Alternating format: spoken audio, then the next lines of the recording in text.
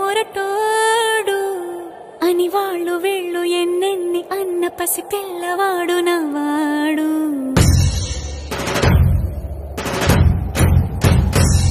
విడుముండోడు అని ఊరు వాడ అనుకున్న గాని మహారాజు నాకు నవ్వాడు.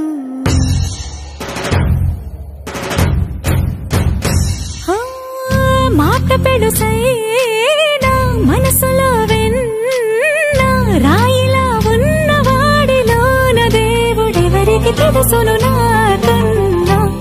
సూసేకి అగ్గిరవ్వ మాదిరే ఉంటా